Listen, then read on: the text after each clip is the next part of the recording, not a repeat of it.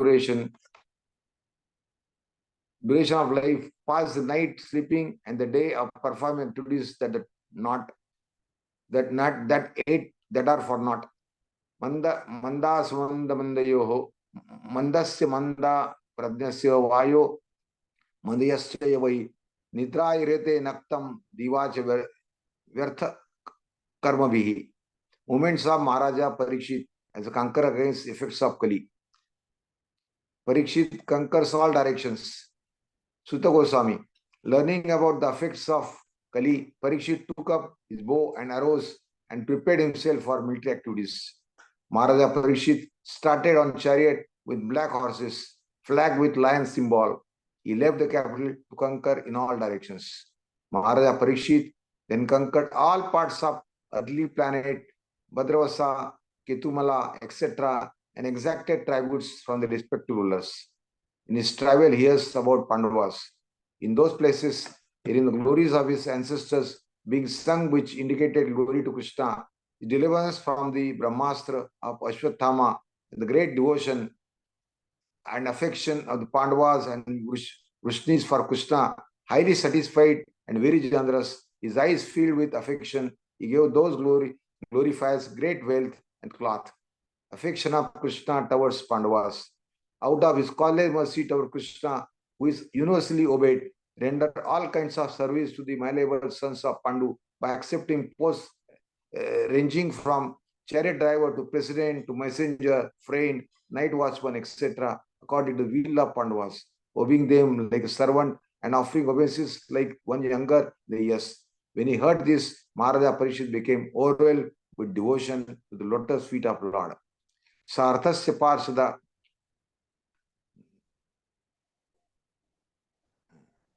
Yes.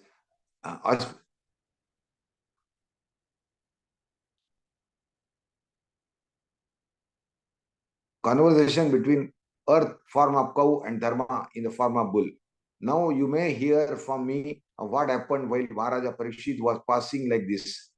Dharma in the form of bull met earth in the form of cow. She had tears in her eyes. Thus Dharma questions the earth as follows. Dharma to earth. Auspicious cows, are you well?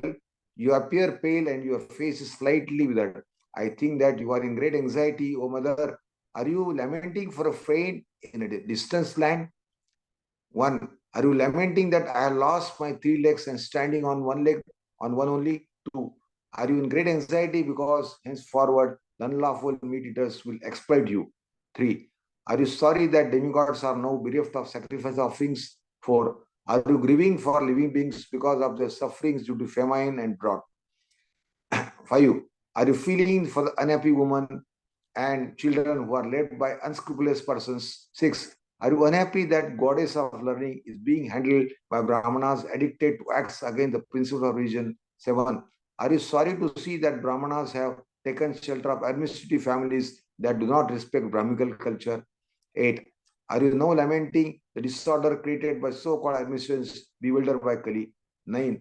Are you unhappy that general populace are not following rules and regulations for eating, sleeping, drinking, mating, etc., and are inclined to perform such anywhere and everywhere? 10.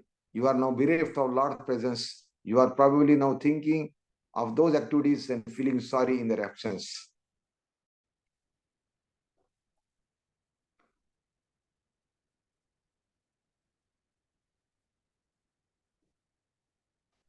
Why are you reduced to this state? I think that time might have forcibly taken away all your fortune, which was adored even by the demigods. Earth cow expresses pain of separation from the Lord and laments about the effects of Kali. Once you were having 4 legs and increased happiness of world. That Lord with transcendental qualities has ended his pastimes.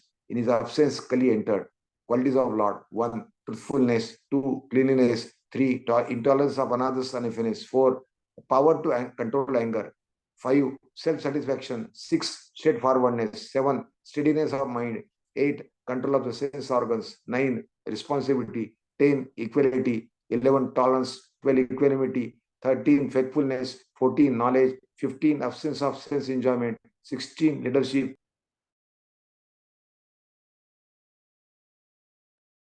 19, the power to make everything. 20, the discharge of proper duty. 21, complete independence. 22, dexterity. 23, fullness of beauty. 24, serenity. 25, kind-heartedness. 26, ingenuity. 27, gentility.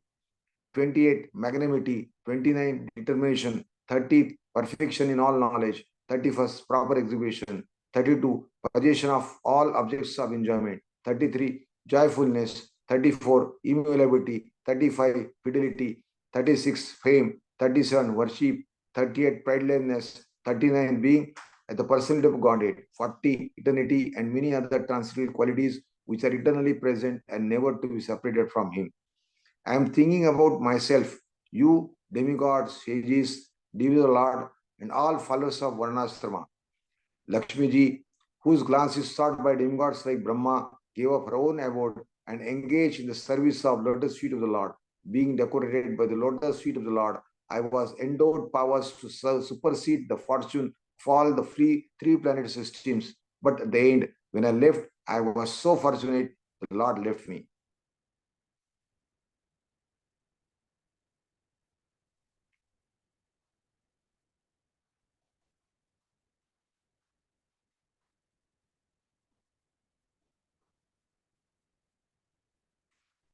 Lord relieved me of burden of military phalanxes, who therefore can tolerate the pangs of separation from superpossession of Godhead.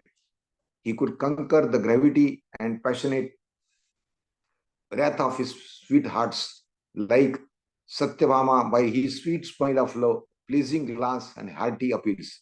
When he traversed my earth's surface, I would be immersed in the dust of his lotus feet, and thus would be simultaneously covered with grass, which appeared like hairs standing on me out of pleasure.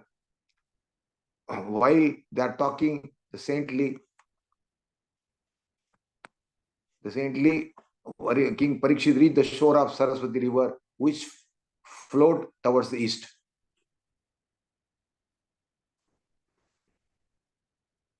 So this is a overview of this chapter. Beginning, Maharaj Parikshit's rule. He's trying to rule. He married his wife, and then he was under Kripacharya. He performed many Ashwamedha yajnas. After doing that, he got a signal. Security system of Parikshit was so powerful. Immediately got a report that Kali has just entered because Lord has departed. Krishna Swadama Pagate Dharma Dhyana Abhisaha Kalo Nashta Drishamesha Puranarko Udhunoditaha. Now, Parikshit Maharaj, along with his military phalanx, is about to reach the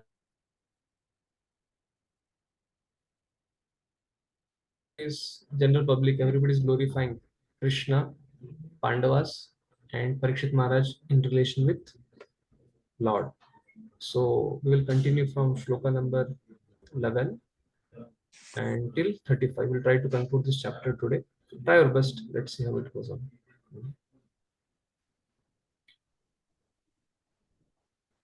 Very vital purpose. Prabhupada gives very important instructions for all of us as practicing sadhakas. So after seeing the overview, we had concluded till here. So we have completed this purport. So Prabhupada concluded the purport with telling, just because it's rain, we will not stop working. We continue to work.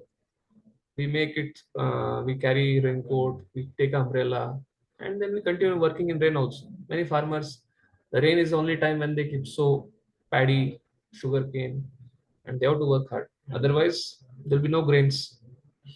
So similarly, just because Kali Yuga is there, Parikshit Maharaj did not stop fighting. He made it a point to make systems in such a way that Kali is beyond his kingdom. Kali doesn't enter into his kingdom. So therefore, Prabhupada compassionately says, Maharaj Parikshit wanted to punish the miscreants indulging in the symptom of Kali, and thus save the innocent citizens who were put in habit by culture of religion. That means he wanted to cultivate goodness and eradicate passion and ignorance, because that is the main cause for Kali's activities. Yes. Suryakant Krishna Prabhu, you raised hand. Any question? Yeah, Guruji, Parikshit Maharaj is referred as Chakravarti Samrat. So that means he was the control of the whole world. He was So then out of the kingdom, where Kali will reside then? Your question is, Parikshit Maharaj is referred to as Chakravarti Samrat. So he was a conqueror of the whole world. Yes. That is your question? Yes, yes. He was conqueror of not only Earth planet. He was conqueror of Bharata Varsha, Ketumala Varsha, Bhadrashava Varsha, the whole 9 Varshas which are there in this Jambudvip. Yeah. Next verse will come there. Next verse will Yes. come. So he was Okay.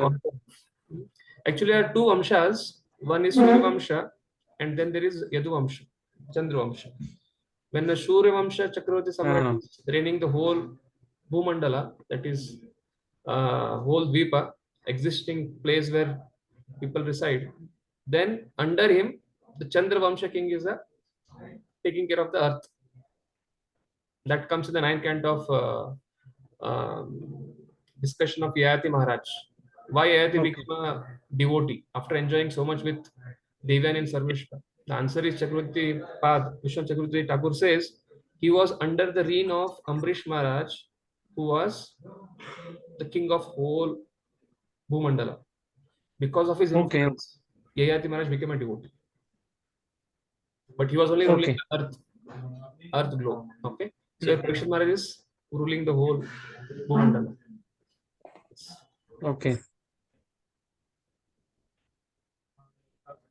Yes. So Parikshit Maharaj wanted to protect all citizens. It is a duty of a king to give such protection, and Maharaj Parikshit was perfectly right when he prepared himself to fight.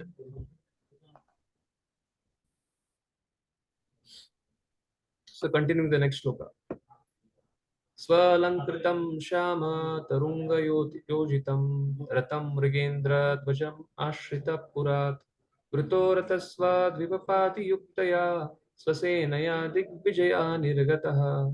So in this shloka, Parikshit Maharaj's a chariot is compared with the chariot of Arjuna. Maharaj Parikshit sat on a chariot drawn by black horses. His flag was marked with the sign of a lion. Being so decorated and surrounded by charioteers, cavalry, elephants, and infantry soldiers, he left the capital to conquer in all directions. So, Sukdev Goswami is making comparison of 2 chariots here. One is of Arjuna, another of Parikshit Maharaj. So, Prabhupada writes, Maharaj Parikshit is distinguished from his grandfather Arjuna. Why?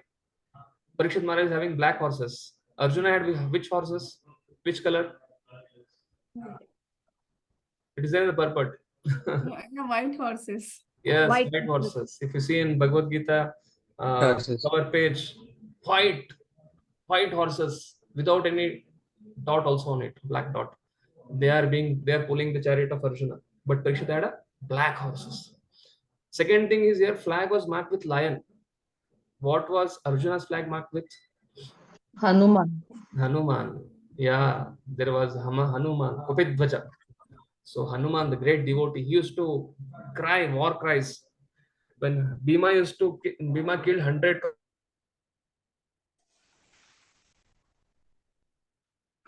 Two comparisons Prabhupada makes here between Parikshit Maharaj and Arjuna's chariot. Okay, so that is what it is. Now Suryakant Krishna Prabhupada asks this question. That comes answer to that. It comes. Bhadrashvam ketumalam cha bharatam cho uttaram kurum kim purushadini varshani vijitya jagre balim. Yes, we have numbering, so we can start reading from number 1. Translation. First duty is there. Translation. Maharaj Parikshit then conquered all parts of the earthly planet, Bhadrashrav, Ketumal, Bharat, the northern Kuru, Kim Purusha, etc., and exacted tributes from their respective rulers. Yes. So in this purport, Prabhupada writes about all Varshas. So this is a homework for all of you to read. Actually, how this Bhumandala is, it's like if you see from the top view, it's like a circle. And in between there is a Jambudvipa. there is a Meru Parvat, Sumeru Parvat. So the Sumeru Parvat is divided into the top and bottom, 4 discs. It's a circle, and circle is divided. In between the circle, there is square kept. How can I explain you? It is there in the 5th canto of Srimad Bhagavatam. Okay, I'll try to draw on the page and try to show you.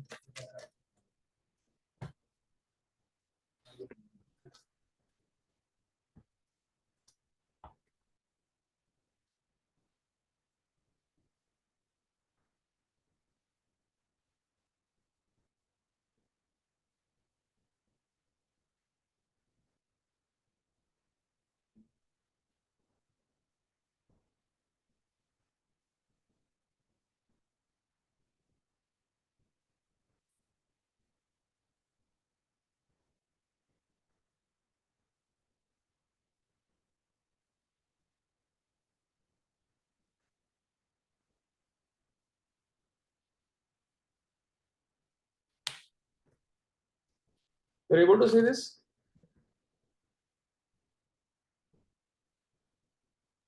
Prabhuji, you'll have to lift it little higher. We are seeing what you have written earlier. Okay. Now, Yeah. the circle is there, square is put, in between there is Meru Parvat, and there are Varshas. So these Varshas are exactly 9 in number, but the exterior circumference is same. Okay?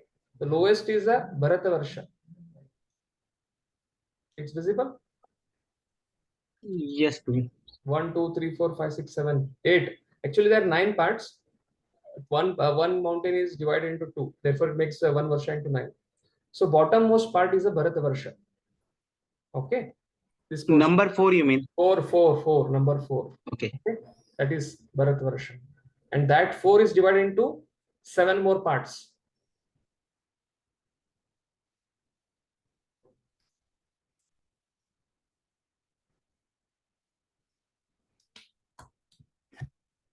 This.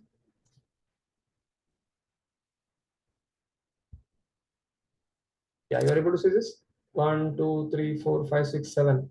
We are in the 7th portion. That is a Himalaya, which we see mountain.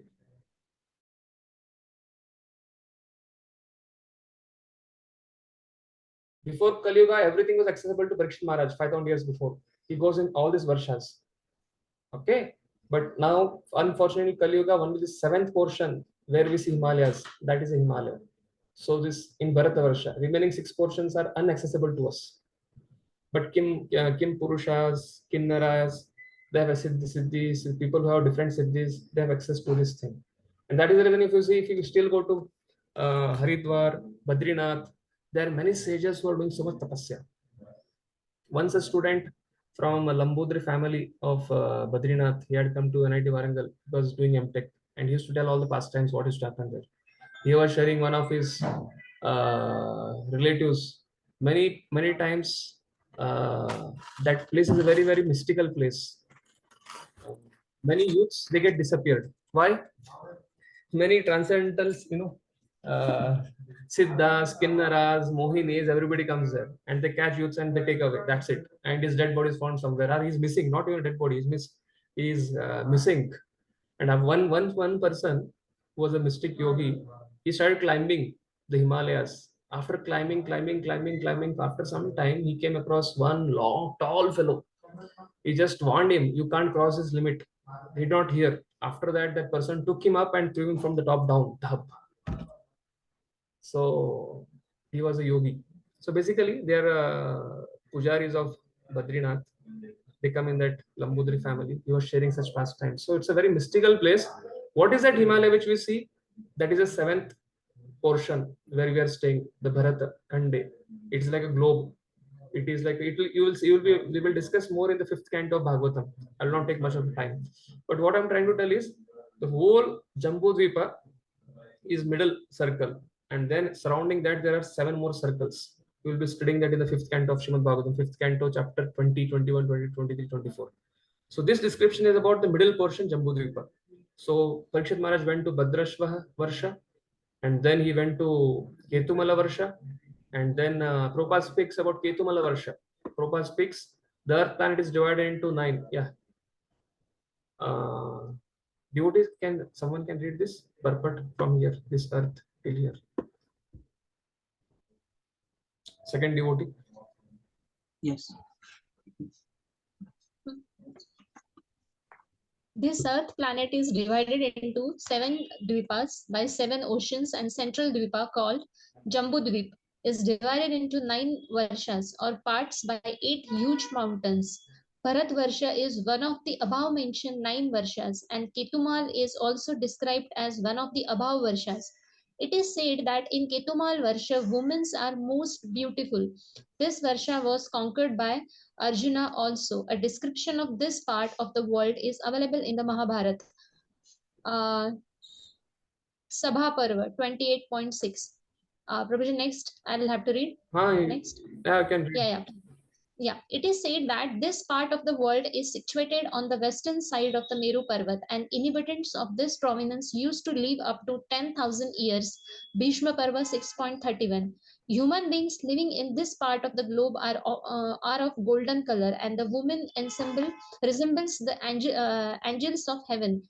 The inhabitants are free from all kinds of disease and grief. Bharat Varsha. This part of the world is also one of the 9 varshas of the Jambudvip. A description of Bharat Varsha is given in the Mahabharata, Bhishma Parva, chapter 9 and 10. In the center of Jambudvip is Ilavrit. Yes, Mataji, continue. Read this translation. Yeah. In the center of Jambudvip is Ilavrit Varsha, and south of Ilavrit Varsha is Hari Varsha. The description of these Varsha is given in the Mahabharata Sabha Parva 28.7 to 8 as follows. Yes. So here is Prabhupada is trying to tell about this dvipas. There are 7 dvipas. It is not the present 7 oceans which we have on the Earth planet. This is not speaking about the Earth planet. Earth planet is the 7th portion of the Bharata Varsha. And 6 more portions are there which are inaccessible to us.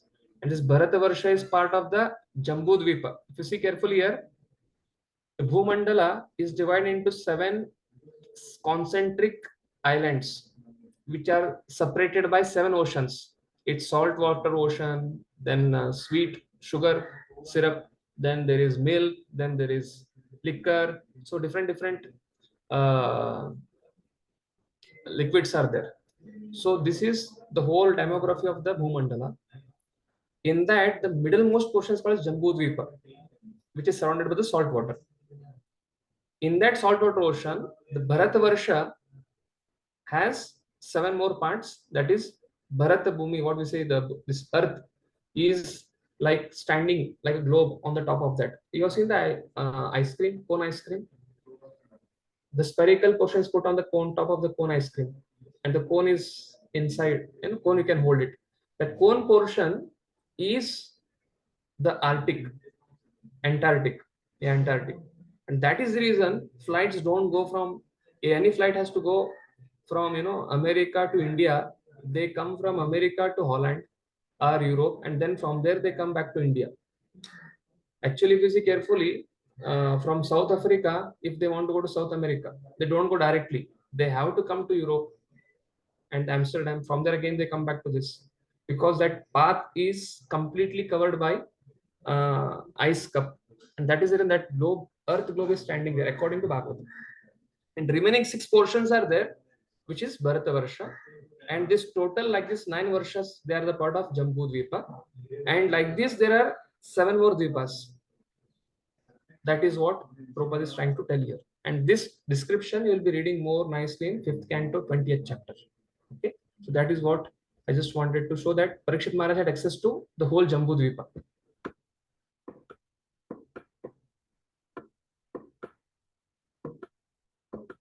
So this speaks about the whole Jambudvipa. So go to the next shloka.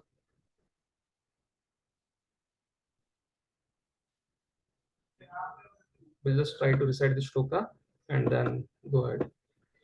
Tatra tatro pashanava shranvana swapurvesham mahatmanam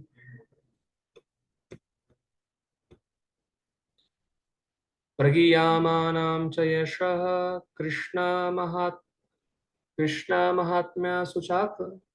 Suchakam Atmanam cha Paritratam Ashwattamno Stratejasa Sneham cha Vrishni Parthanam Tejasham Bhaktim cha Keshava Tyabhya Parama Santushta Priti Ujrambita Lochana Mahadanani Vashamsi Dadau Haran Mahamanaha.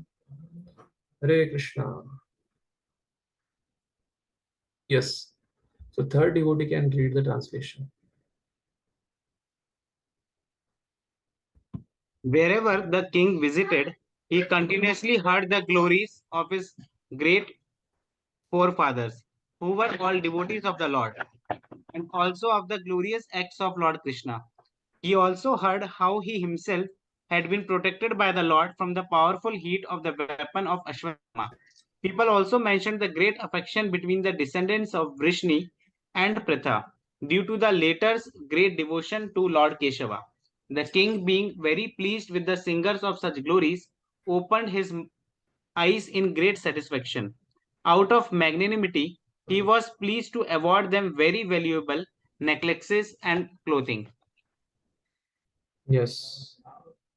So Prabhupada writes in the purport. So if you carefully see here, all the descendants are all citizens of Parikshit Maharaj's kingdom. They're all devotees. They knew the glories of Pandavas. They knew glories of Krishna.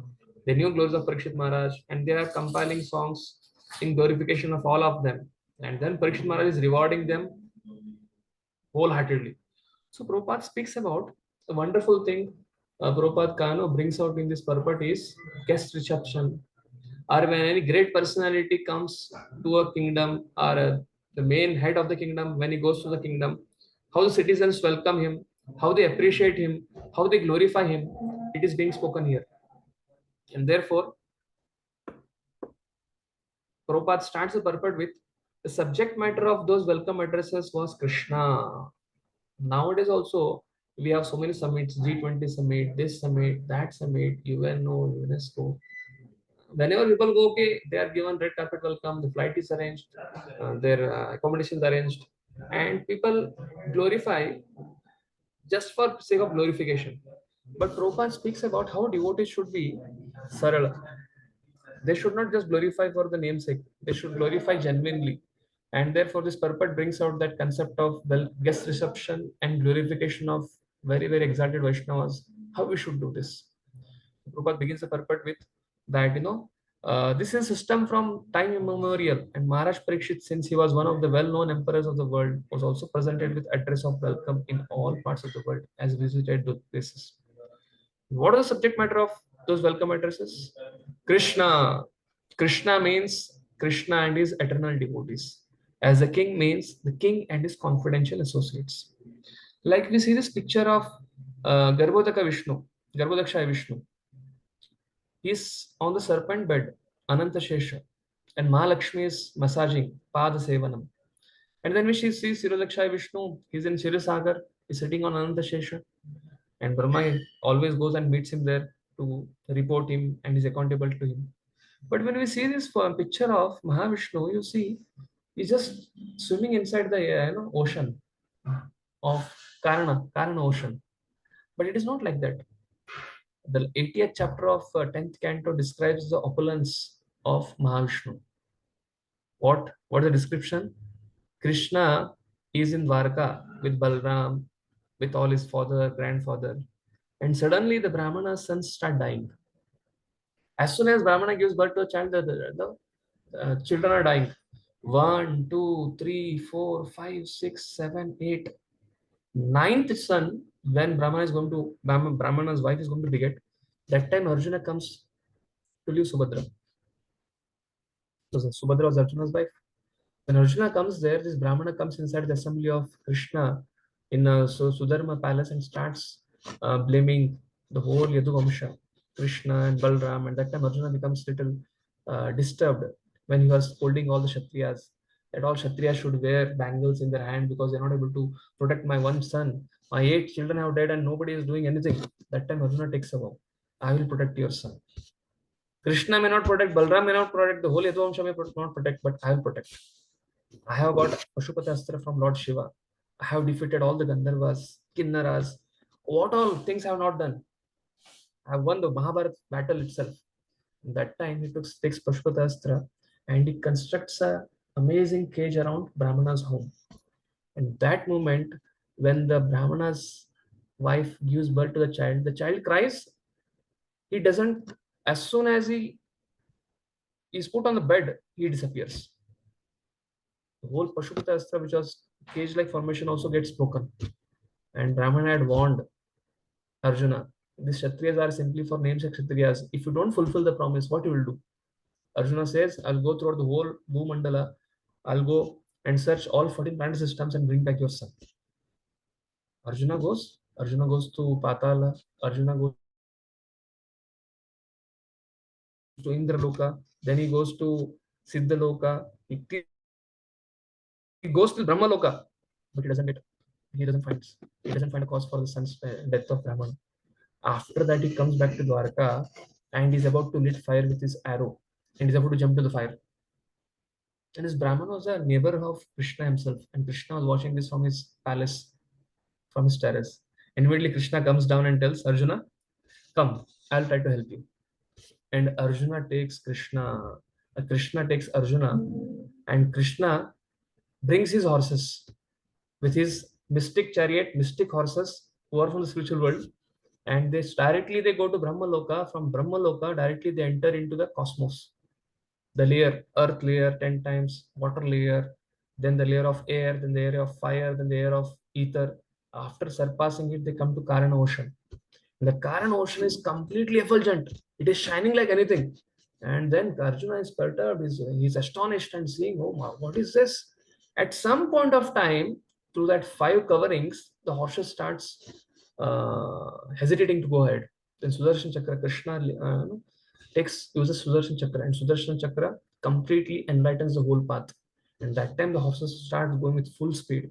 And then they come across the Karana ocean. After going through that, they come across a very big palace with all the different ornaments which are not present in this world. Everything was there. And the Shruti, Smriti, Puran, Ved, the Chaturved, everybody in the personification of man and woman, they are glorifying this Mahavishnu. And at that moment, Krishna and Arjuna, they park their chariot in the parking of Mahavishnu. As soon as Krishna goes there, he gets down and offers obeisances. Arjuna also is completely astonished when he sees his Vishwarup, how he's astonished. He starts offering the obeisances. And immediately, Mahavishnu calls Arjuna and Krishna and Arjuna and tell, you were Nara, Narayana and Satyoga. I did this pastime of stealing Brahmana's children to get the darshan of Krishna. Then Chakravarti Pad mentions in the purport, why is that Mahavishnu wanted to take darshan of Krishna? He could have directly gone to Dwarka and would have taken darshan.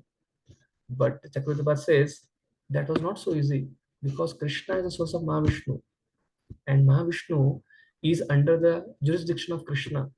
And even if Mahavishnu wants to see Krishna, also Swamsha, he is an expansion, he is a Swamsha feature, his Swam Prakash, but he had to take the permission of Krishna to take his darshan.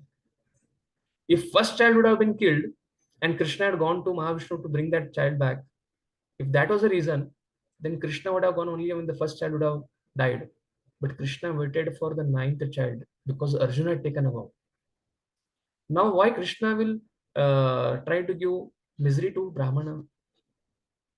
Because Vishnu gave misery to Brahmana and Krishna was tolerating that misery. Why did he want to pacify Brahmana? Brahmana is coming and scolding, he is calling ill names to the whole Yaduvamsha. Chakravarti says in second answer, little bit inconvenience to Brahmana is fine because anyway all the 10 remaining 9-10 children, they are with Mahavishnu, they are not killed.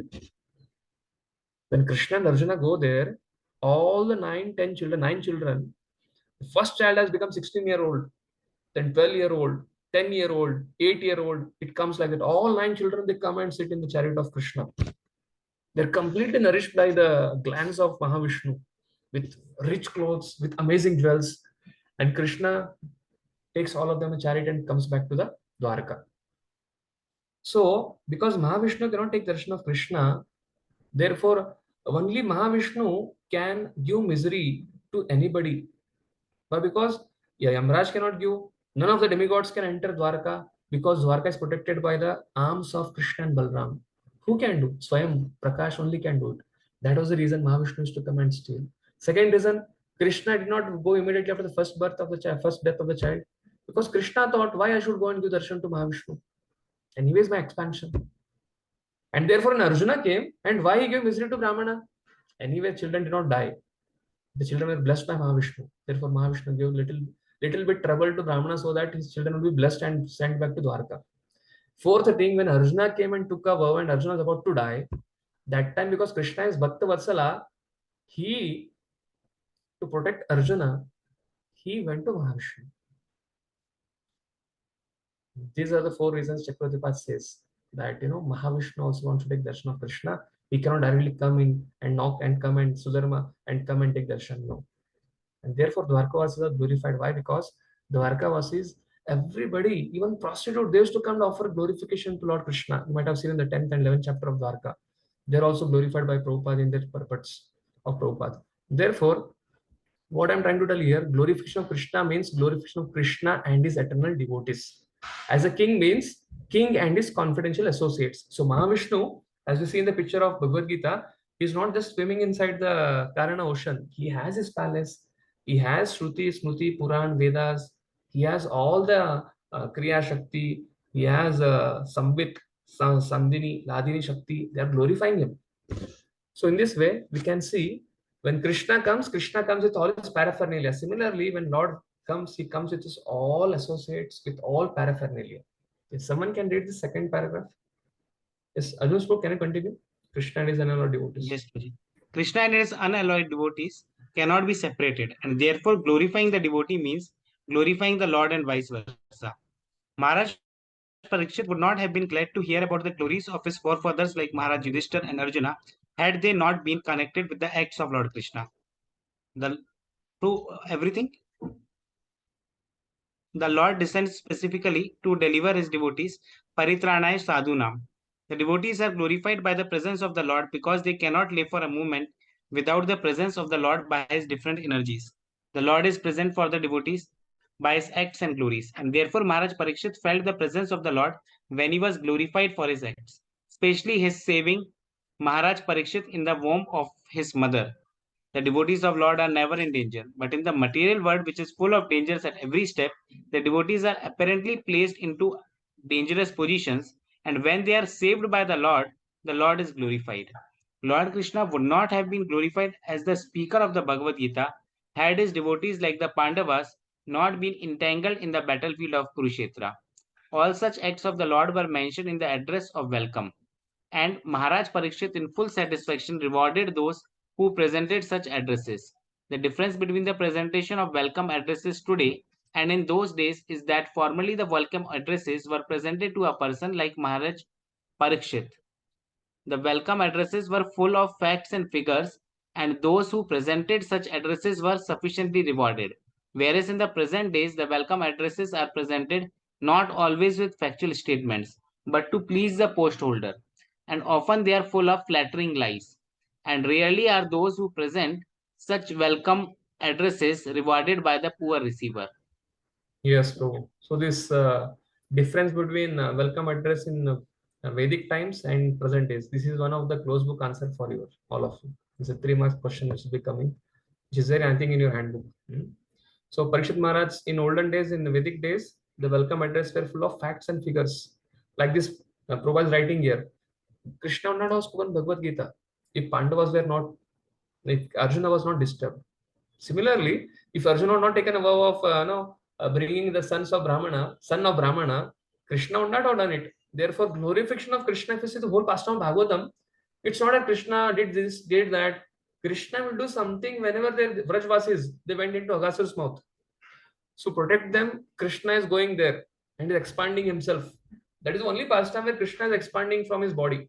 As in all the pastimes, Krishna, just by his Shakti, by his trick, by his Yogeshwara, he is Yogeshwara, by his Yoga Siddhi, Krishna is killing. But in Agasur pastime, Krishna expands because all his covered boys, they are unconscious.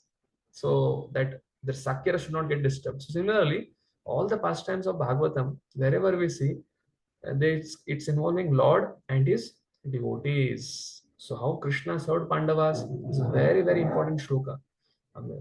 Worth contemplating on, reciting on, memorizing on. How Krishna served all the Pandavas. Saratya parashada sevana sakya dautya वीरासनानुगमनस्तवන pranama snigneshu pandushu jagat pranatim cha vishnur bhaktim karoti napatischarana.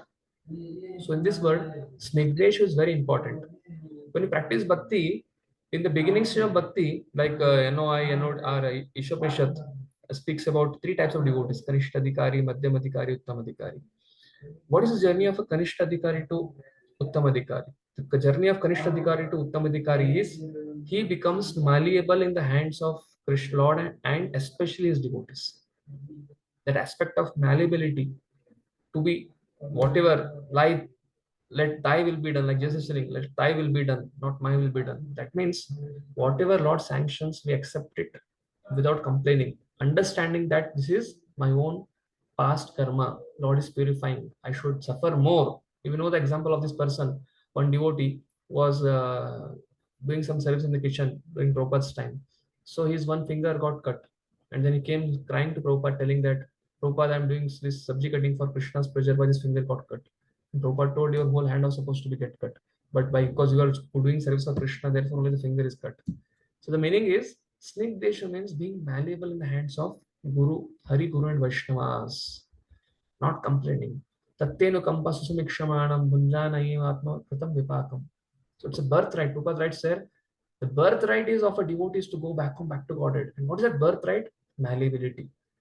Becoming malleable in the hands of Hari, Guru and Vaishnavas. And because of this malleability, Krishna served Pandavas ranging from night watchman to charioteer to messenger with all those things. Yes. Fourth devotee, can read the next translation and purport. Maharaj Parikshit heard that out of his causeless mercy, Lord Krishna, Vishnu, who is universally obeyed, rendered all kinds of service to the malleable ranks of Pandu by accepting posts ranging from chariot driver to president to messenger, friend, night watchman, etc., according to the will of the Pandavas, obeying them like a servant and offering obeisances like one younger in years. When he heard this, Maharaj Parikshit became overwhelmed with devotion to the lotus feet of the Lord. So this purport is very important. Practically, this whole purport, except 2 lines, everything is in green. That means Gurijan Prabhu has taken the whole purport in his commentary of Unwilling to Lotus Feet. So very, very important purport for our application as devotee. How we can advance from Kanishta to Madhyama to Uttama level. Why? The malleability aspect is a very, very important aspect. Yes, Mataji, please continue. Lord Krishna is everything to the unalloyed devotees like the Pandavas. The Lord was for them the supreme Lord, the spiritual master, the worshipable deity, the guide, the chariot driver, the friend, the servant, the messenger, and everything they could conceive of. And thus, the Lord also reciprocated the feelings of the Pandavas. Maharaj Parikshit, as a pure devotee of the Lord, could appreciate the Lord's transcendental reciprocation of the feelings of his devotees, and thus he himself also was overwhelmed with the dealings of the Lord. Simply by appreciating the dealings of the Lord with his pure devotees, one can attain salvation. The Lord's dealing with his devotees appear to be ordinary human dealings, but one who knows them in truth becomes at once eligible to go back home, back to Godhead. The Pandavas were so malleable to the will of the Lord that they could sacrifice any amount of energy for the service of the Lord, and by such unalloyed determination, they could secure the Lord's mercy in any shape they desired. Secret of rising above, trying to advance in bhakti. What is the secret? Becoming malleable. Prabhupada writes here, Pandava is so malleable to the will of the Lord that they could sacrifice any amount of recording in progress. Is my sound?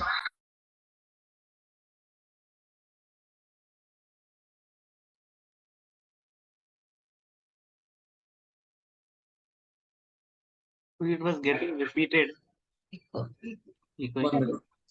Now it is clear.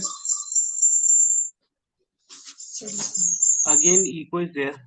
So you will have to disconnect audio from one device. Then this will not happen. Yes. I will try to.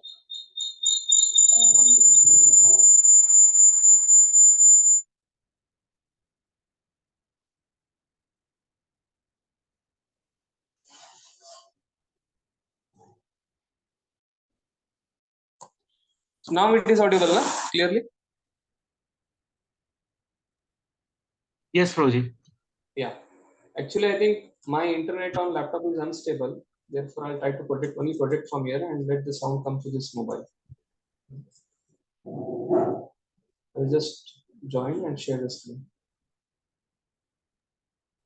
Okay, Prabhuji. Hare Krishna, Hare Krishna, Krishna Krishna.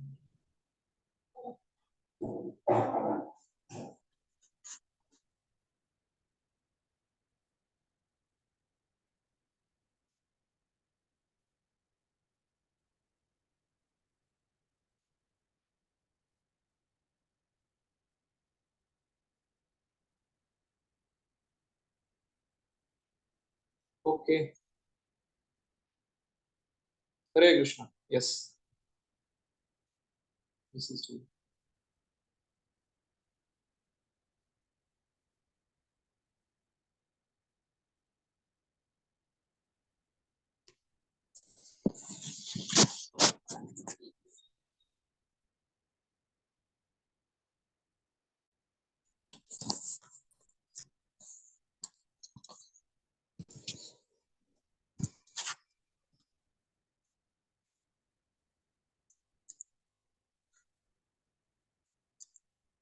Yeah, we'll continue the next shloka. तस्यावं वर्तमानस्य पूर्वेषां वृत्तिम् अन्वहं नाति दूरे किलाश्चर्यं यत् आसीत् तन्निबोध मे. Yes, fifth devotee can read this translation.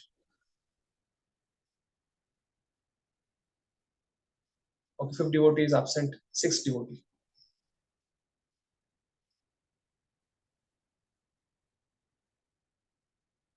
Okay. Gopika Sundari Mataji, you can read in the absence of others. You are in 8th number. I think 7th is also not there. Hare Krishna, Prabhuji. Dandavat Pranam. Dandavat Pranam, Mataji. Translation. Now you may hear from me of what happened while Maharaj Parikshit was passing his days, hearing of the good occupation of his forefather and being absorbed in thoughts of them. Yeah. So what this I have highlighted some words in green that are commentaries of Chakravarti Pad. Vartamanasya tasaivam vartamanasya purvesham vrittim anvayam na ati dure kilaschariyam yad asitta nivodame. So Maharaj Parikshit was absorbed in this thoughts of Krishna protecting Pandavas, Pandavas being protected by Krishna and their devotion to Krishna, and Krishna protecting from the Brahmas of Ashwatthama, the Pandavas and Parikshit Maharaj. This Vartamanasya, Chakravarti Pad says it should not be Vartamanasya, it should be Anuvartamanasya. Anu matlab, Vartamanasya matlab because remaining absorbed in such thought. Anu means daily. So that is one point which comes in this with this verse, which is important. Tasya anuvartamanasya purvesham vrittim anvaham. How his forefathers, how did bhakti? This Parikshit Maharaj used to remember every day, day in and day out. That was his devotion. That is what Chakravarti Pad mentions about this shloka. And therefore, now you may hear from me of what happened not far from Maharaj Parikshit, while he was every day passing his days hearing of the go-to occupation of his forefathers and being absorbed in the thought of them. So what happened? Kali is attacking the three legs of Dharma the bull when cow is standing next to Dharma bull. Dharma pade kena charana vichayam upalabhyagam prachati smarshru vadanam vivatsam iva mataram. Yes, next 8th devotee. Hare Krishna.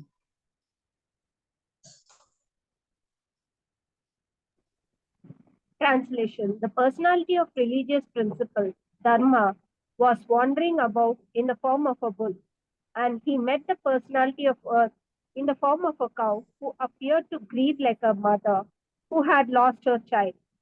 She had tears in her eyes, and the beauty of her body was lost. Thus, Dharma questioned the earth as follows. Should I read the purport, Prabhuji? You can read that. You can read the purport, Mataji. Yes. Purport. The bull is the emblem of the moral principle, and the cow is the representative of the earth. When the bull and the cow are in joyful mood, it is to be understood that the people of the world are also in a joyful mood. The reason is that the bull helps production of gains in the agricultural field, and the cow delivers milk, the miracle of aggregate food value. The human society therefore maintains these two important animals very carefully so that they can wander everywhere in their cherished fullness. But at present moment, in the age of Kali, both the bull and the cow are now being slaughtered and eaten up as a foodstuff by a class of men who do not know the Brahmanical culture.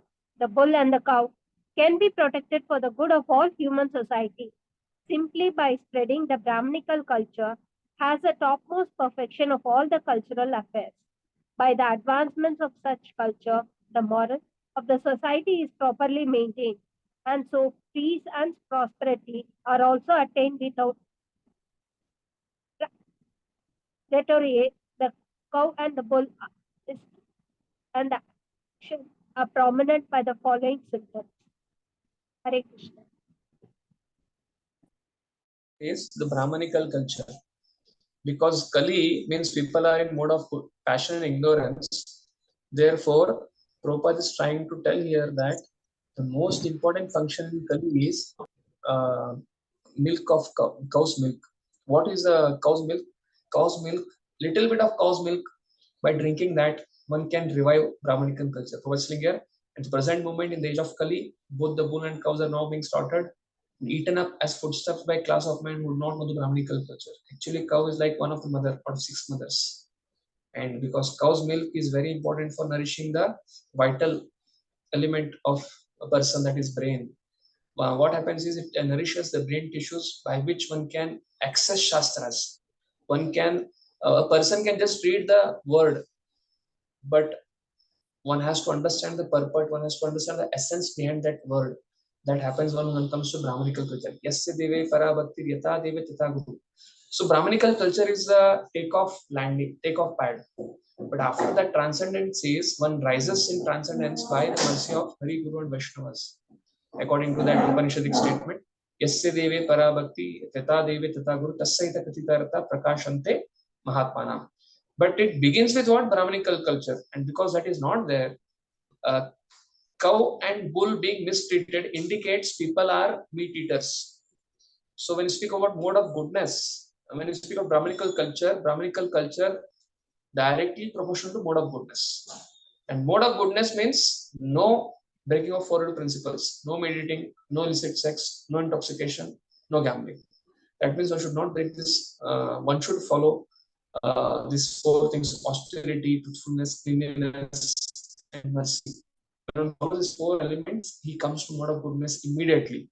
And therefore, when we speak of Brahmanical culture deteriorates, the cow and bull are mistreated. That means a person is demoted from the mode of goodness to passion and ignorance. In passion and ignorance, a person harms others and harms himself.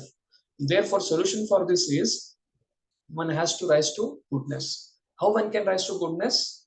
By chanting Hare Krishna immediately, by the Sankirtan moment, one can immediately rise to goodness. And slowly one start taking prasad and one starts reading Shastras. By taking prasad and by reading Shastras, immediately can rise above passion and ignorance and he comes to goodness. And that is the reason you can see all over the whole world, those personalities who are in passion and ignorance, they immediately took Prabhupada's movement, got initiated, they started wearing dhoti kurta and saris, and they became such wonderful Vaishnavas. And why was it possible? Because that is the power of Bhakti. So Bhakti, the holiness of the Lord being transcendental, it is omnipotent, it makes a person rise above passion and ignorance. So now Dharma is asking these questions. Kachit dharma yuvacha, kachit badre namayam, atmanaste vichayasi mlayete shanmukena, alakshaye bhavatim mantaradim, dure bandhum shochashi kanchanabha. So in this translation, Dharmabol is telling, Madam, are you not hale and hearty? Why are you sickly? Why are you covered with the shadow of grief? It appears by your face that you have become black. Are you suffering from some internal disease, or are you thinking of some relatives away in distant place? The first reason he asks that what is the reason that you are completely seems like your health is not good. And this health is not good is not because of not getting some external things. It is because of you are depressed. What is the reason for your depression, or what is the reason grief?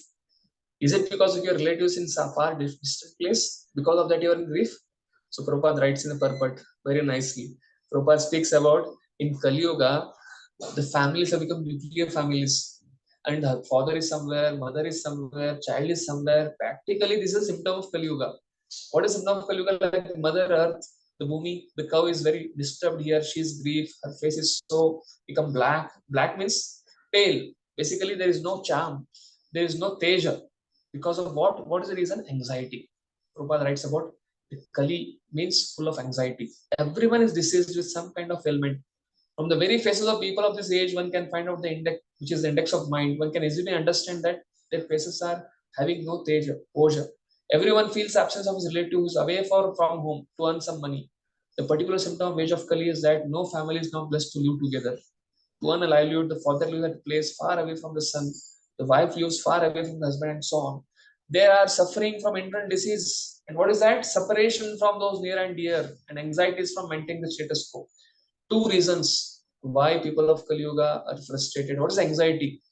People, relatives staying far away for earning and to maintain the status quo.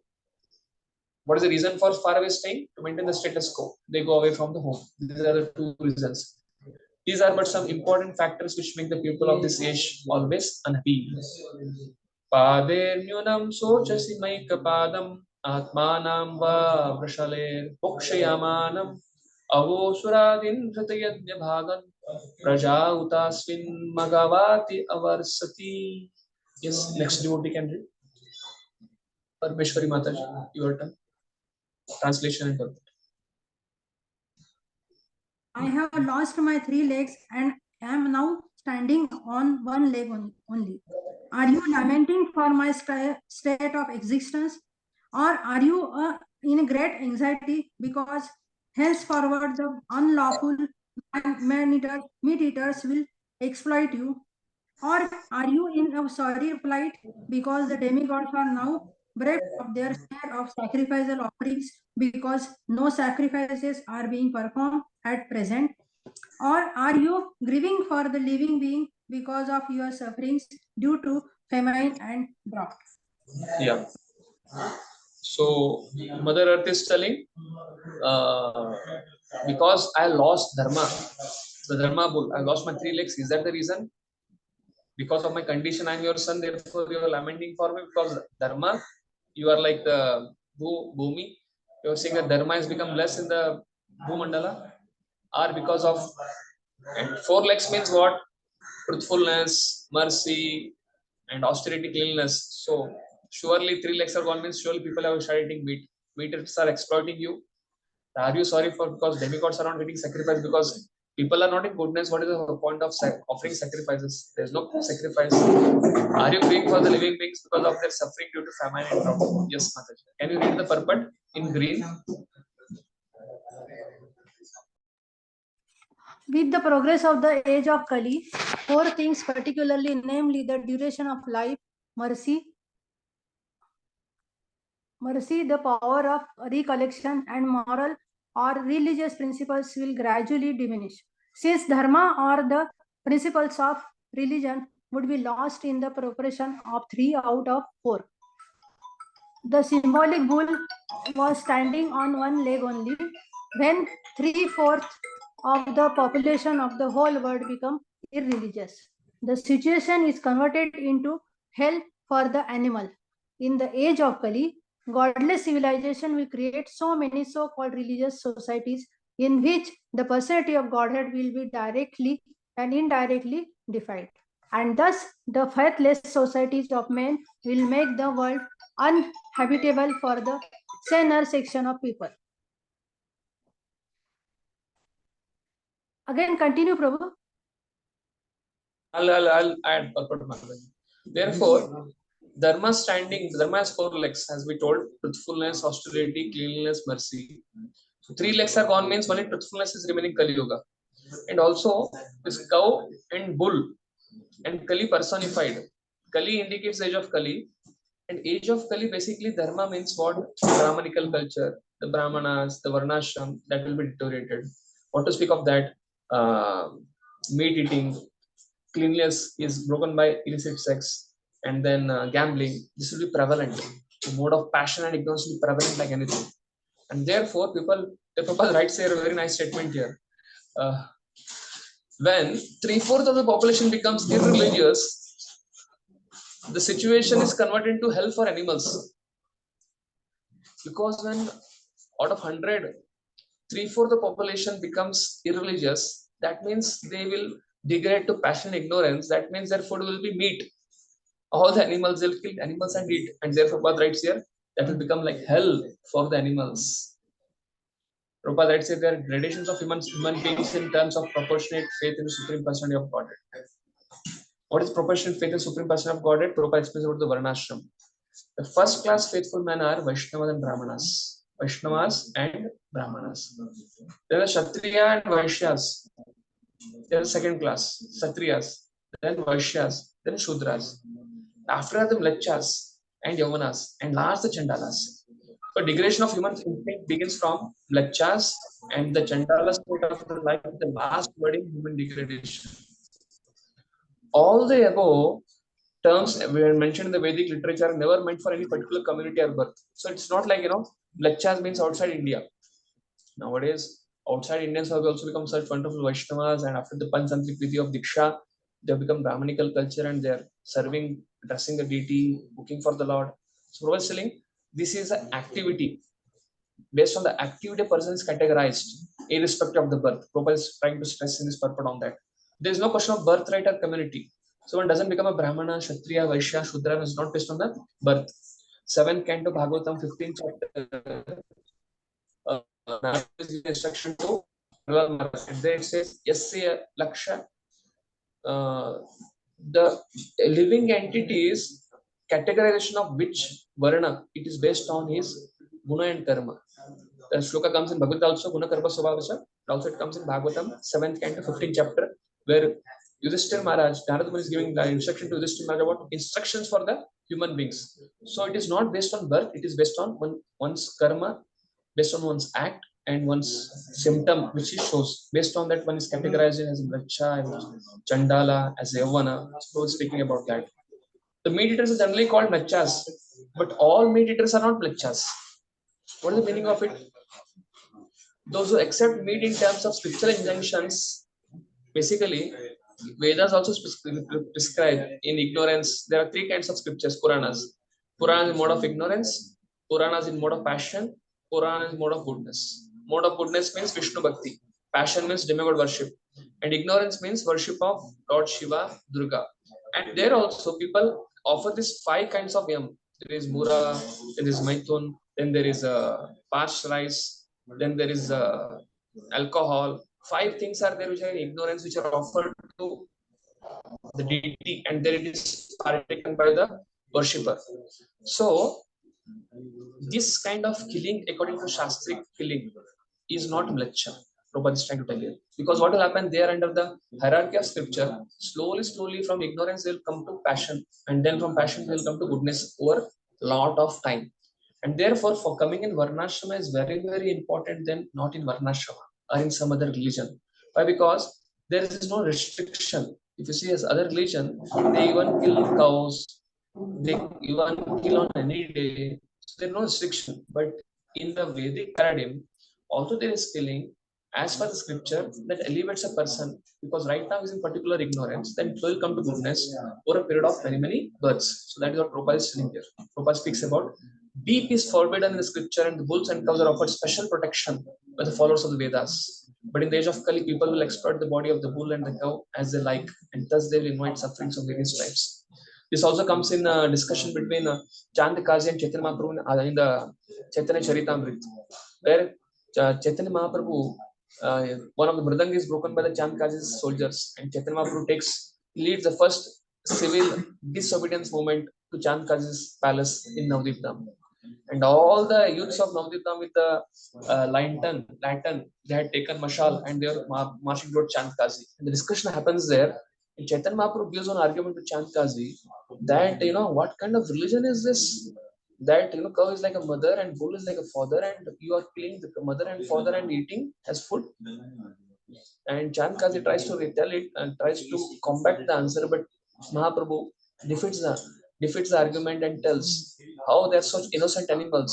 From the cow, urine and dung, they're so antiseptic that even the dung and urine, the waste product of the animal, is so useful for humanity, and people are feeling such a very innocent and such a, it's like kamadenu, it's like its glories are unlimited, and therefore even the waste product of the animal is so productive for the humans, and humans are killing it and eating it.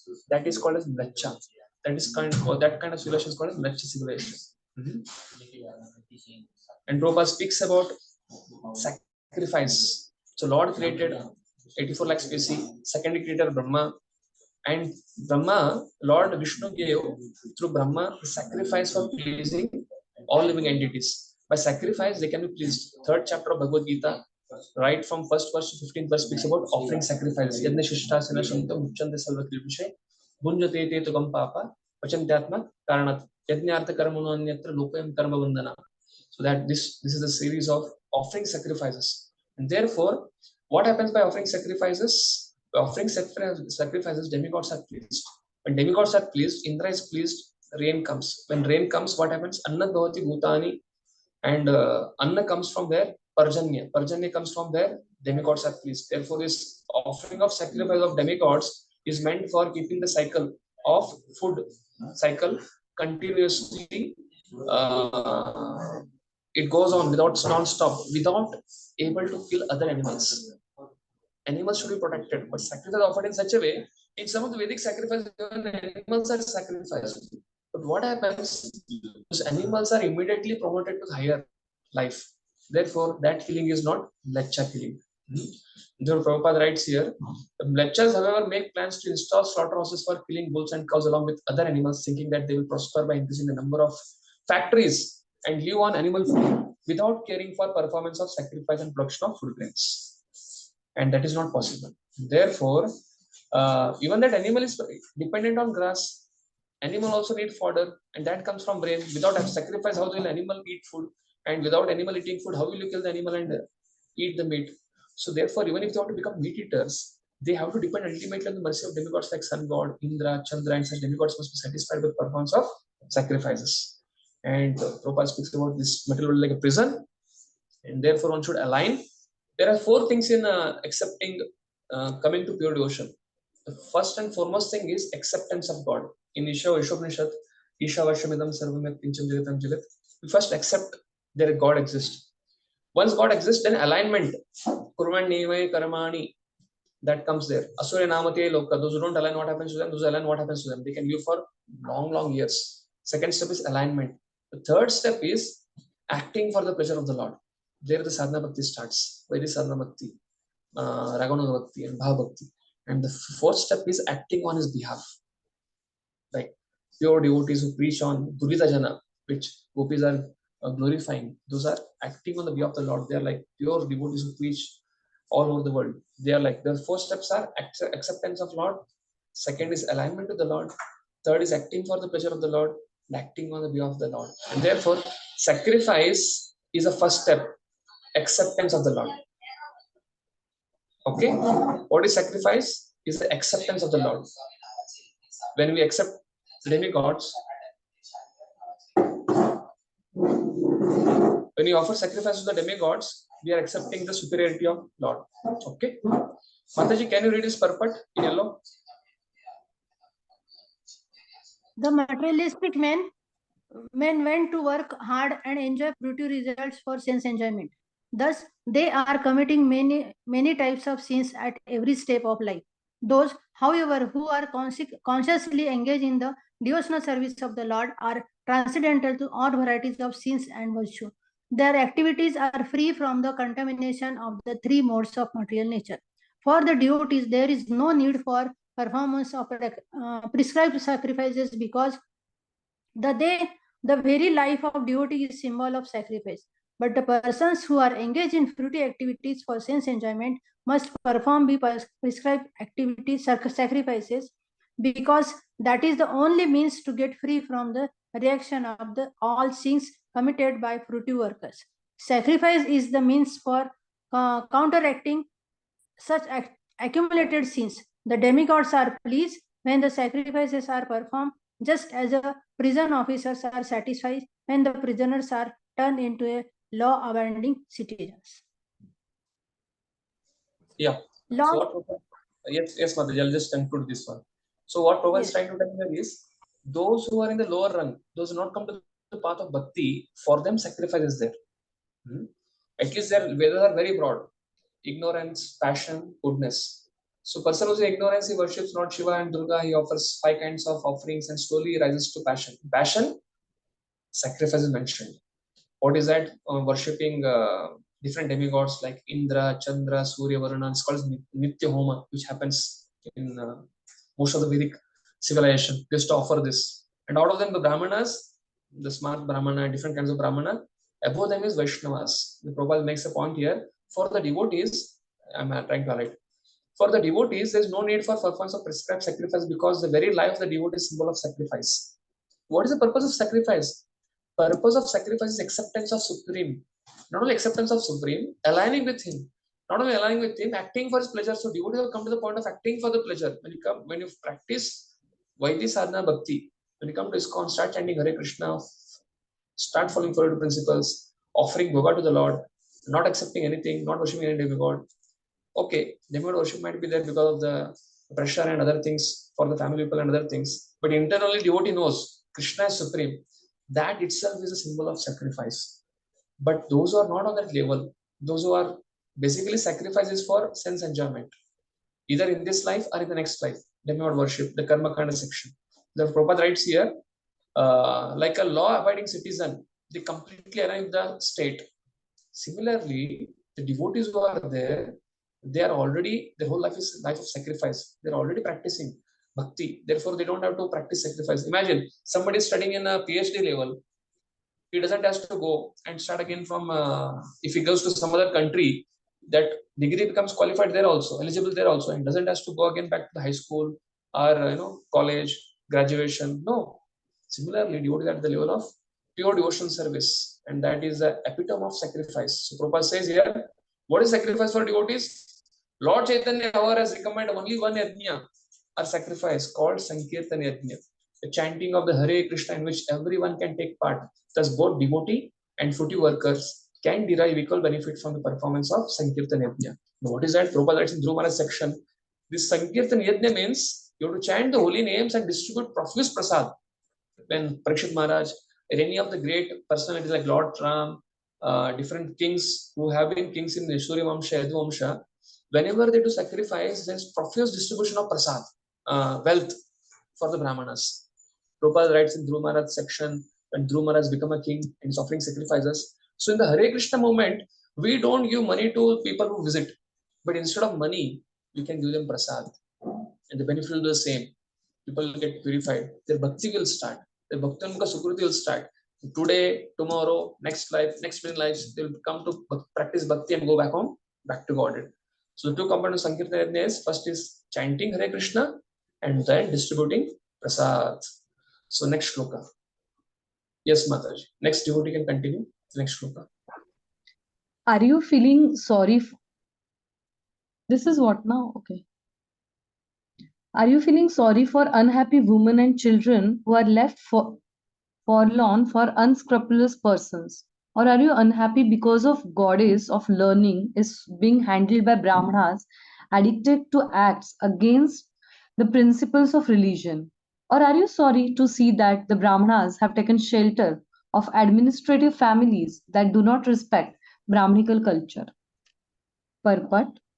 In the age of Kali. Yes, Mother, you can. Yes. In green, you can. Yeah, in the age of Kali, women and children, along with Brahmanas and cows, will be grossly neglected and left unprotected.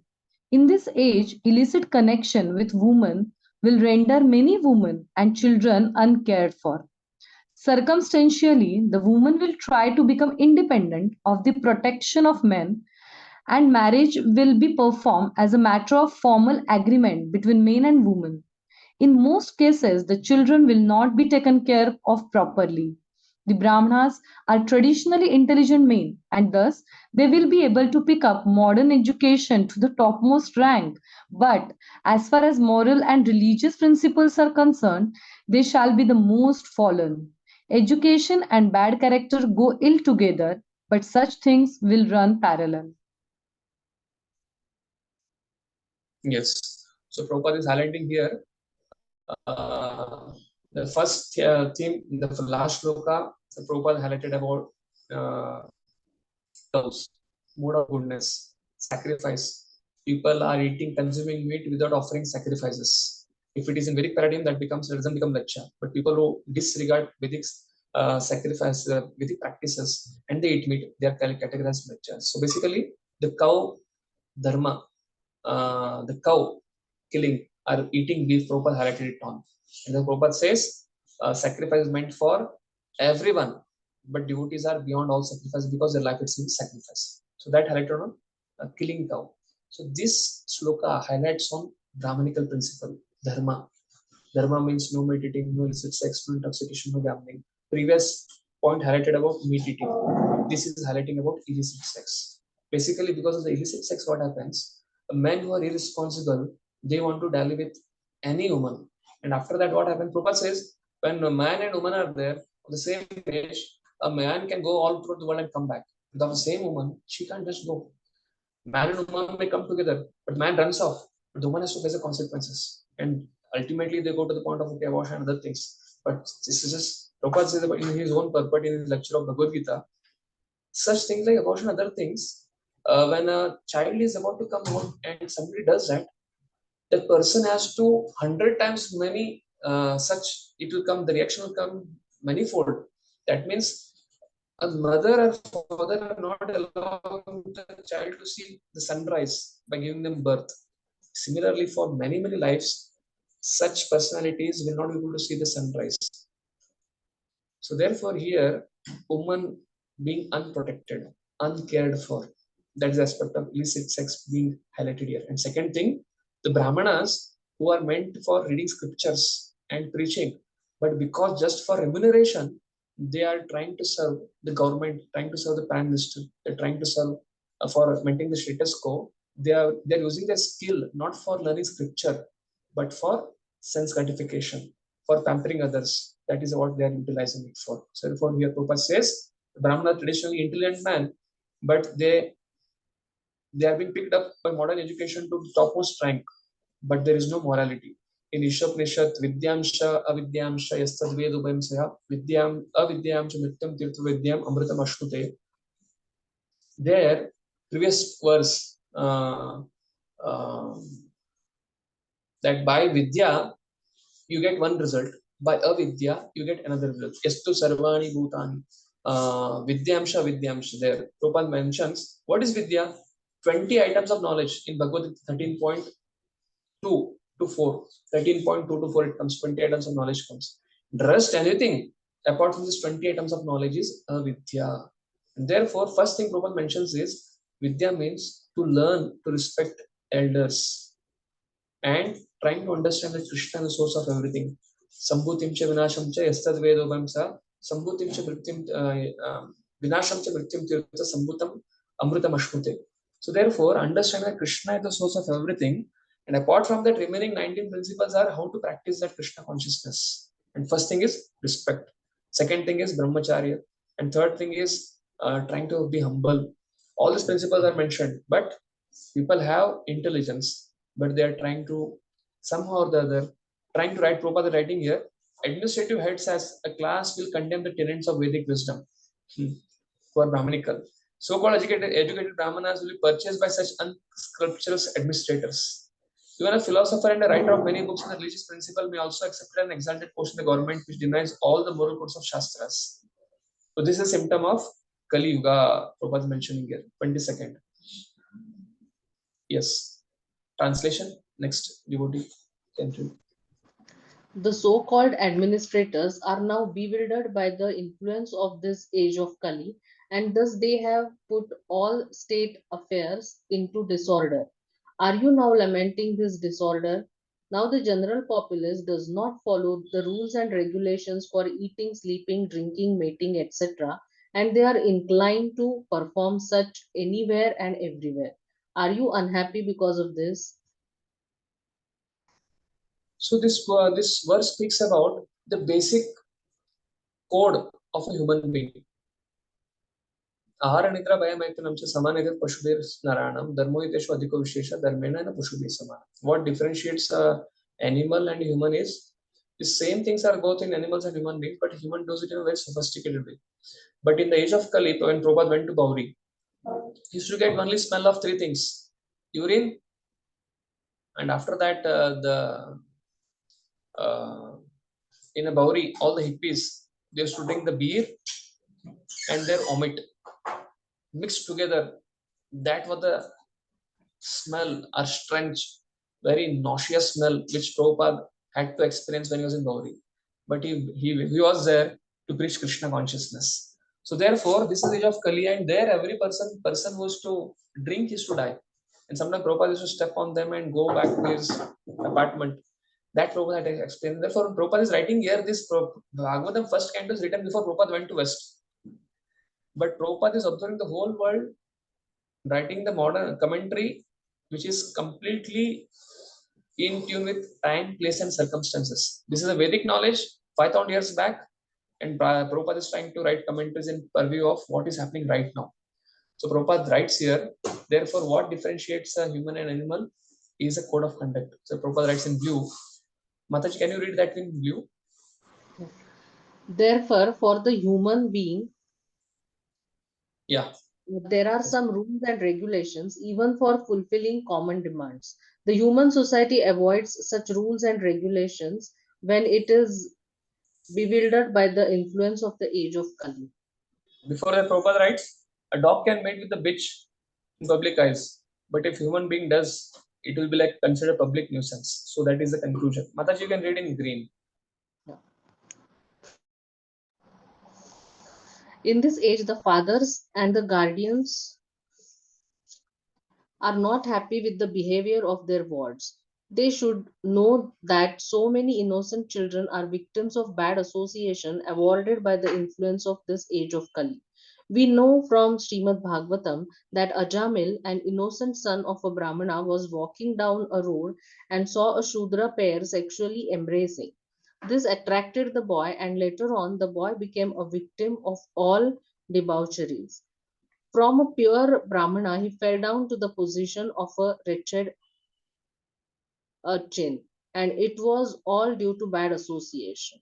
There was but one victim like Ajamila in those days, but in this age of Kali, the poor innocent students are daily victims of cinema shows which attract men only for sex indulgence.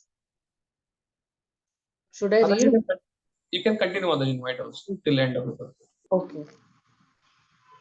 The so-called administrators, just a moment. The so-called administrators are all untrained in the affairs of a Kshatriya. The Kshatriyas are meant for administrations as the Brahmanas are meant for knowledge and guidance. The word Kshatrabandhu refers to the so-called administrators or persons promoted to the post of the administrator without proper training by culture and tradition. Nowadays, they are promoted to such exalted posts by the votes of the people who are themselves fallen in the rules and regulations of life. How can such people select a proper man when they are themselves fallen in the standard of life? Therefore, by the influence of the age of Kali, everywhere, politically, socially, or religiously, everything is topsy-turvy, and therefore, for the same man, it is all regrettable. So what is solution? Solution is preaching, because the whole mass itself is not knowing whom to select. Unless and otherwise people don't come to mode of goodness. Only people who are in mode of goodness will elect a person who is in goodness. People who are in passionate ignorance, surely they will elect a person who have a leader who is in passionate ignorance only. Therefore, that is the reason Prabhupada started this book distribution, Prasam distribution. So the prachar is for both, preaching is for both the classes and the masses. The classes, one vision of Prabhupada is to create Brahmanical culture, who read scriptures, understand it, preach it, education system. Second thing is, even if the people don't pick up 16 rounds of Hare Krishna mantra, even if they become grateful, okay, Hare Krishna movement is a good movement, at least they come to temple, see deity, take prasad, give some donation, that's fine, because we just don't need quality, we also need quantity, because the present moment is a democratic government, and government by the people, for the people, and of the people. Therefore, quantity is also very, very important. All will not be able to chant 16 rounds, and all people who are chanting 16 rounds will not be able to get into and electing a person who is a leader. Therefore, devotees are able to chant 16 rounds, read scriptures, practice bhakti, serve Lord. Yes, they should do that. Even if somebody is not coming to that level, still one should. We need people who are like well-wishers and to accept Krishna consciousness movement is doing the right movement. Because why? These people are going to give a vote. Because it's not that people non-devotees, 1,000 people are there. And it's not that one pure devotee's vote is 100 times. No. One pure devotee gives vote, that is also one. And non-devotee also give, that is also one. Therefore, this is the present age of Kali Yuga. And therefore, along with class preaching, there also should be mass preaching. That is how things will go ahead. Next shloka. Yes, translation. Next devotee can read. O Mother Earth, the Supreme Personality of Godhead, Hari, incarnated himself as Lord Sri Krishna just to unload your heavy burden. All his activities here are transcendental and they cement the path of liberation. You are now bereft of his presence. You are probably now thinking of those activities and feeling sorry in their absence. According to Srila Jiva Goswami and Vishwanath Chakravarti Thakur, the word used here is nirvana vidambitani, that which minimizes the value of liberation. To attain nirvana, liberation, one has to undergo a severe type of tapasya, austerity. But the Lord is so merciful that he incarnates to diminish the burden of the earth. Similarly, simply by remembering such activities, one can defy the pleasure derived from nirvana and reach the transcendental abode of the Lord to associate with him, eternally engaged in his blissful loving service.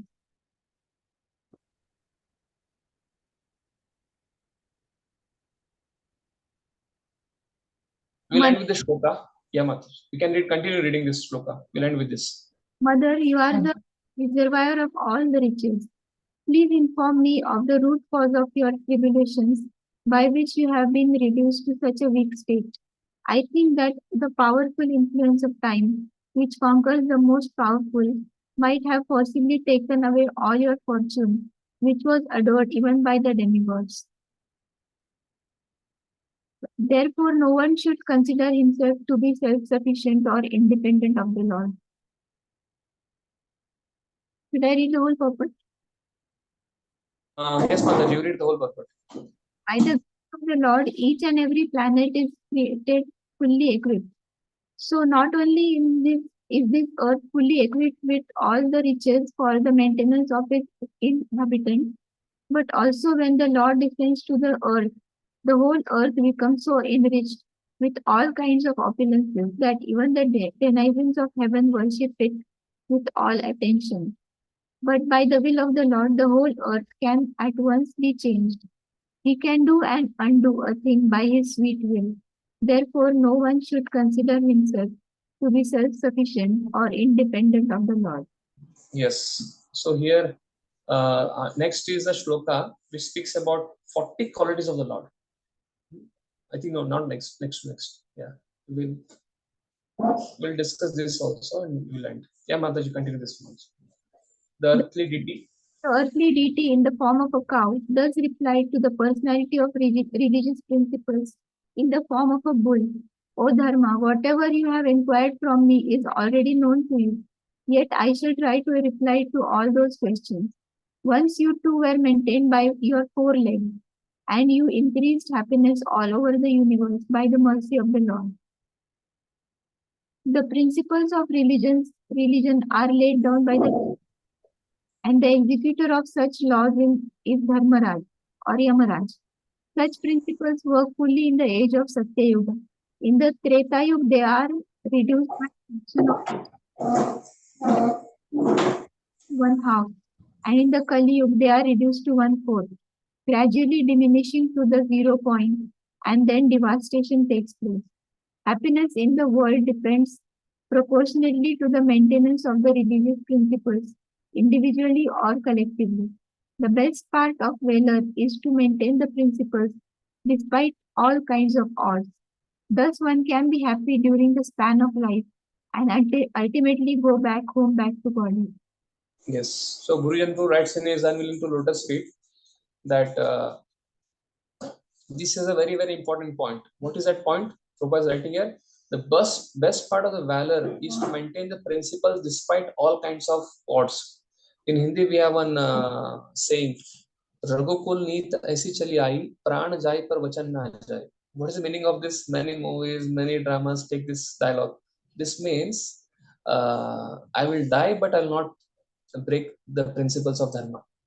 Because why? If we break the principles of Dharma, then again we have to enter the cycle of birth and death. Again, you have to take another birth and birth and birth. That cycle continues. Therefore, despite any kinds of odds, the best part of valor is to maintain the principles despite all kinds of odds. Thus, one can be happy during the span of life, ultimately go back home, back to Godhead. If your business is to end the cycle of birth and death, the principles should be like lighthouse. Because why? Ship will come, but lighthouse will not shake. It is at one place only. It says that, I am a lighthouse. And therefore, similar practice of bhakti should be that we should be very, very people of strong character. Prabhupada writes in the 70 next chapter, it will come, the statement of Prabhupada, that in Kali Yuga, we need men of strong character to revive Krishna consciousness. And also the statement by Maharaj, one's greatness has to be estimated by provoking situation, ability to tolerate provoking situation. This statement comes. Therefore, bhakti has to be practiced vigilantly, staunchly, strictly, and therefore that is how protection of dharma is ensured. Hare Krishna.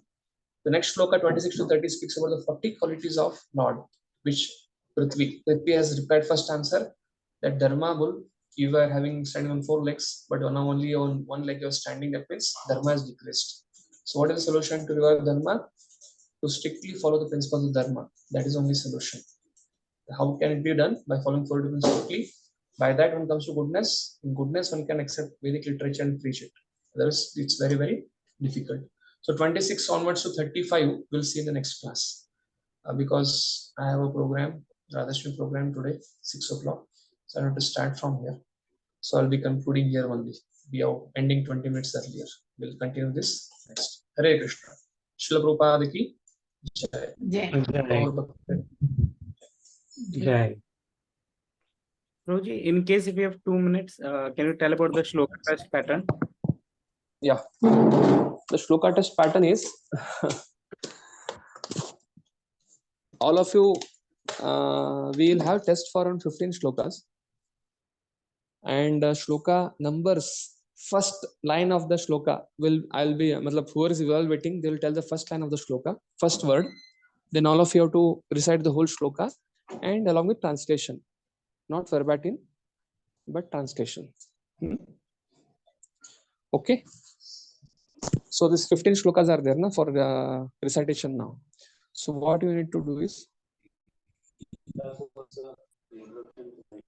the first word of the shloka will be told, and then you need to recite the whole shloka and along with the translation, essence of the translation. Translation means full marks. Essence means okay, some 0.5 marks will be, or if essence is there, then full marks. Okay.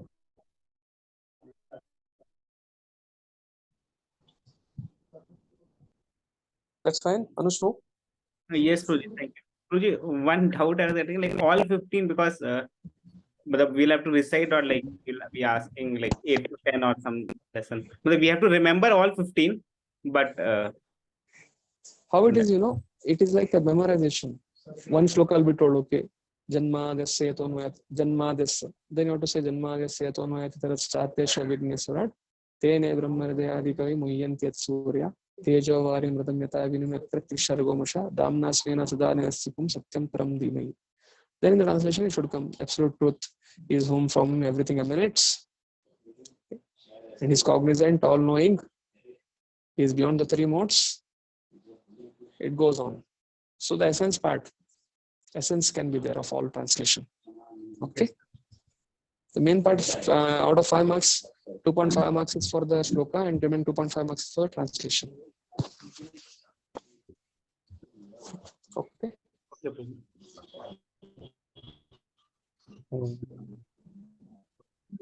Thank you. Thank you. All the best for the shlokas. I think for the first shloka test, we can have 10 first time shlokas. And further, next 5 tests, 4 tests will have 15, 15, 15. Because they are big shlokas. First shloka is very big shloka. Yeah. First 10 shlokas. Okay. Okay, Prabhuji. First 10 shlokas will have. Then for remaining 4 shloka tests will have 15, 15, 15. In that way, 70 shlokas will be over. Yes, Prabhuji. Shri Prabhupada ki jai. Jai. Thank you. Hare Krishna. Thank you, Hare Krishna, Prabhuji.